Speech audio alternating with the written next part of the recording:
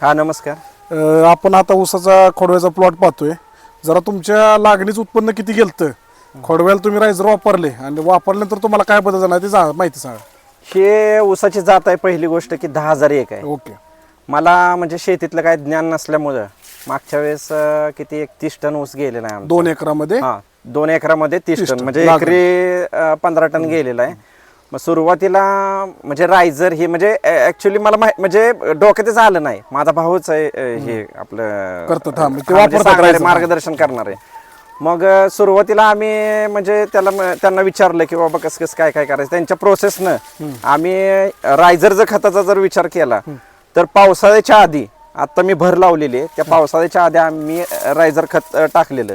मग रायझर खताचा म्हणजे इफेक्ट काय आहे तर पाऊस कंटिन्यू जरी चालू असला आणि तुमचं पाणी कंटिन्यू जरी 4 इंचानं जरी शेतात असलं तरी वाढ थांबत नाही त्या म्हणजे खतानं.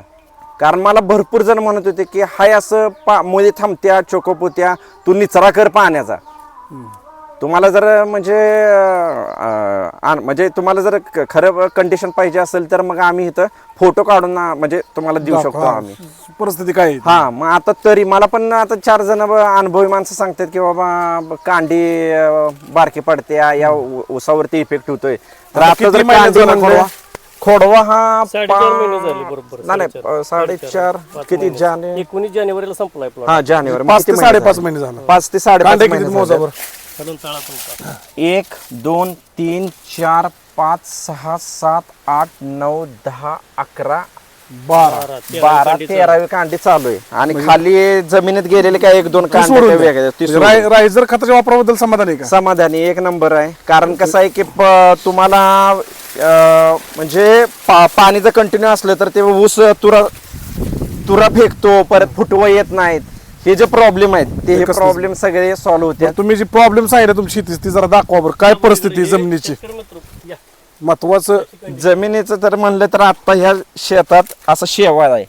हे आत्ताही कमी झालेलं आहे, म्हणजे पाणीच गेल्यामुळे झालंय, पण हे असं शेवाळ झालेलं आहे. शेतकरी बांधवांना पाहू शकता की इतकं पाणी असून सुद्धा प्लॉट हा तुमचा एकदम बघण्यासारखा आहे. काळोखी प्लॉटची वाढ, पान दाखवलं, स्पेअरतला अंतर वगैरे सगळ्या गोष्टी एकदम पानं भारी. जर म्हणलं तर तुम्हाला पानं भरपूर आहेत. 4 बोटाची पानं आहेत आणि कांड्याचं जर इथे एवढं एक कांड आहे. हा, म्हणजे एकंदरीत तुम्ही रायझरच्या वापराबद्दल समाधान आहे का? समाधान. कारण आम्ही आता 1 महिन्यापूर्वीच महिना दीड महिना झाला असेल तेव्हा आत्ता मी भर लावलेली. ओके ओके, ठीक, धन्यवाद.